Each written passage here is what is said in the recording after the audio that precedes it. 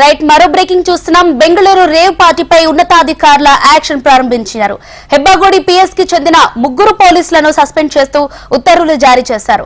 SI Narayana Swamy, head constable Girish, constable దేవరాజులపై suspension వేటు వేశారు.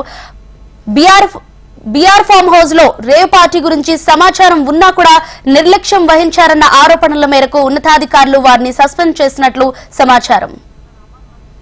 దీనిపై మరింత సమాచారం అమర్ అందిస్తారు మా ప్రతినిధి.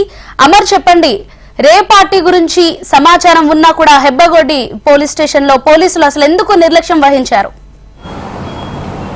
దేశవ్యాప్తంగా సంచలనం రేపినటువంటి బెంగళూరు డ్రగ్స్ కేసుకు సంబంధించి కూడా ఒకవైపు కీలక అంశాలు వెలుగులోకి వస్తున్నాయని చెప్పుకోవచ్చు. ఇప్పటికే పోలీస్ అధికారులకు తెలిసే ఆ ఫామ్ హౌస్లో చాలా రోజుల నుంచి కూడా ఇల్లీగల్గా కార్యక్రమాలు నిర్వహిస్తున్నారు, డ్రగ్స్ పార్టీలు నిర్వహిస్తున్నారని కూడా ఇప్పటికే నార్కోటిక్ అధికారులు నిగ్గు తేల్చారు. దీంతో 3 పోలీసు ఉన్నతాధికారులు ఎవరైతే ఉంటారో ఎస్ఐ, ఏఎస్ఐతో పాటు హెడ్ కానిస్టేబుల్కి సంబంధించి వారిని ఏదైతే సస్పెన్షన్ కూడా చేసినటువంటి నేపథ్యం అయితే ఉంది. అయితే దీనికి సంబంధించి చూసుకుంటే ఇందులో ఏదైతే రేవ్ పార్టీ నిర్వహించిన క్రమంలో చాలా సార్లు కూడా ఇక్కడనే దందా నిర్వహించారు. డ్రగ్స్ పార్టీకి సంబంధించి అనిల్ కుమార్ అనే వ్యక్తి చాలా రోజుల నుంచి కూడా డ్రగ్స్ సరఫరా చేస్తున్నట్లుగా పోలీసులు ప్రాథమిక నిర్ధారణకు వచ్చారు. దాదాపు ఈ కేసులో 6 పైన కూడా ఎఫ్ఐఆర్ కూడా కేసులు అయితే నమోదు చేశారు. ముఖ్యంగా చూసుకుంటే ఈ డ్రగ్స్ పార్టీకి సంబంధించి కూడా జిఆర్ఆర్ ఫామ్ హౌస్ లో చాలా రోజుల నుంచి కూడా ఈ పార్టీ నిర్వహిస్తారన్న కోణంలో ఇది అంతా కూడా హెబ్బాగోడిలోని పోలీస్ స్టేషన్ పరిధిలో వస్తుంది. హెబ్బాగోడికి సంబంధించిన పోలీస్ స్టేషన్ పరిధిలో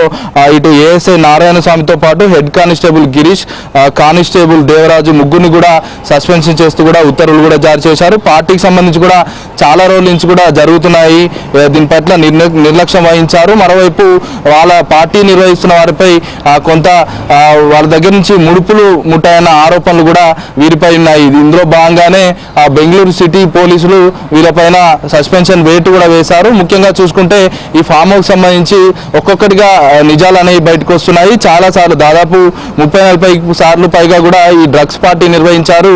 ఈ కేసుకు సంబంధించి చూసుకుంటే హైదరాబాద్ లో ఎక్కువగా డ్రగ్స్ పార్టీలు నిర్వహిస్తున్నారన్న కోణంలో డ్రగ్స్ నార్కోటిక్ అధికారులు ఇప్పటికే విస్తృతంగా తనిఖీలు నిర్వహిస్తున్నారు. ఫామ్ హౌస్ లో శివారు ప్రాంతాలపైనే దృష్టి సారించారు. ఈ నేపథ్యంలోనే హైదరాబాద్ లో చెందిన కొంతమంది ప్లాన్ వేసుకొని బెంగళూరులోని జిఆర్ఆర్ ఫామ్ హౌస్ లో పార్టీలు నిర్వహించారు. ఈ పార్టీ కూడా అరుణ్ కుమార్ నేతృత్వంలోనే జరిగిందంటూ కూడా ఇప్పటికే ఏటుగా అతన్ని మెన్షన్ చేశారు. మొత్తం మీద చూసుకుంటే ఇప్పటికే 6 అంటే వాసుతో పాటు జిఆర్ఆర్ ఫామ్ హౌస్ సంబంధించిన అధినేత మీద కూడా కేసు అయితే నమోదైంది. మొత్తం మీద చూసుకుంటే పోలీసుల వర్షన్ సంబంధించి దాదాపు ఆ కేసులో పోలీసులు ఇల్లీగల్ గా వ్యవహారాలను నిర్వహించారనే ఆరోపణల నేపథ్యంలోనే ఆ 3 కానిస్టేబుల్ 3 ఉన్నత పోలీస్ అధికారులు కూడా సస్పెన్షన్ అయితే చేశారు.